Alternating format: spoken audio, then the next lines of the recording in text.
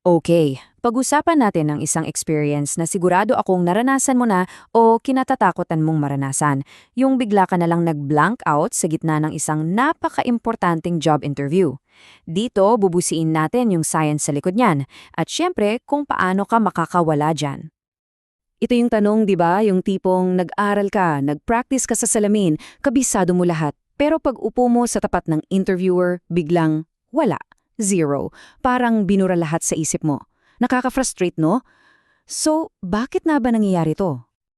Sige, alamin natin kung ano ba talaga ang totoong dahilan. At heto na, spoiler alert, wala itong kinalaman sa kung gaano ka kagaling o kung kulang ka ba sa preparasyon. Okay, real talk muna. Una sa lahat, gusto kong alisin mo yung pag-blame sa sarili mo. Hindi ito sign ng kahinaan, hindi ito sukatan ng talino mo. Normal na normal yung reaksyon na yan. Ang tunay na salarin? Yung utak mo. Kasi pumapasok siya sa tinatawag nating survival mode.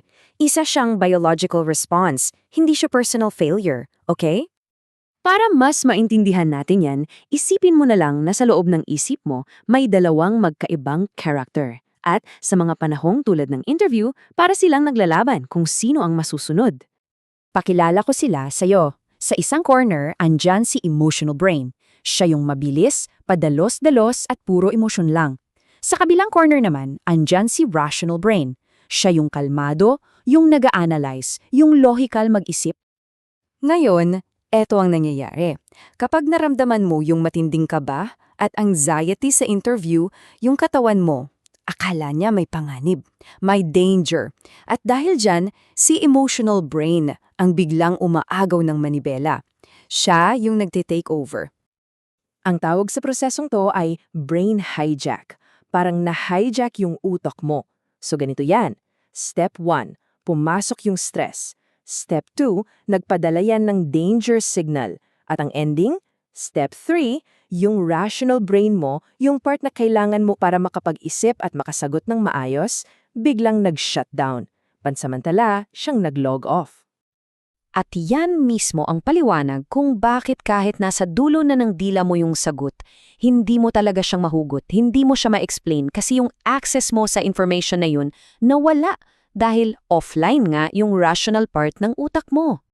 Pero teka, may good news. Hindi tayo forever na magiging biktima ng brain hijack, may solusyon. At yan ay ang pag-train sa utak natin. Ang tawag natin dyan, self-mastery. Tandaan mo to, kahit gaano pa karami ang skills mo, hindi yan ang magliligtas sa'yo sa gitna ng interview.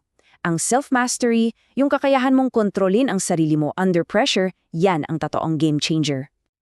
So ano ba tong self-mastery? Well, ito yung sinasadya mong pag-iensayo sa rational brain mo. Sinasanay mo siyang manatiling in charge, manatiling boss, kahit na nanginginig ka na sa kaba. Paano ba to ginagawa? 3 simpleng salita lang ang tatandaan mo. Una, pause. Huminto ka saglit, putulin mo yung panic cycle. Pangalawa, regulate. Pakalmahin mo sarili mo, kahit simpleng paghinga lang ng malalim. At pangatlo, realign. Ibalik mo yung focus mo sa goal mo. Kapag nagawa mo ng i-practice yan, grabe yung transformation. Mula sa pagiging biktima ng panic, magkakaroon ka na ng presensya ng isip. Ikaw na yung may kontrol. Tingnan mo yung pagkakaiba. Pag nasa stress mode ka, malabo ang isip mo, parang may fog. Pero kapag may trained mind ka, nagagawa mong i-shift yung sarili mo mula sa pagkataranta papunta sa pagiging present and focused. At ano ang resulta? Magiging kalmado ka, malino kang mag-isip, at lalabas yung tunay mong kumpiyansa, makakapagsalita ka ng may purpose, at yung mga sagot mo may lalim at may composure na. Ibang-iba!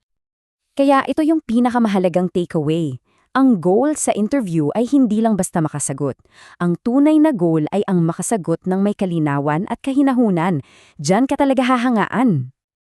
Kaya sa susunod mong salang si interview, ang tanong ko sa'yo, sinong hahayaan mong mag-drive? Si emotional brain na puno ng takot o si rational brain na sinanay mo para mag-shine? Alam mo, ikaw ang may hawak ng manibela.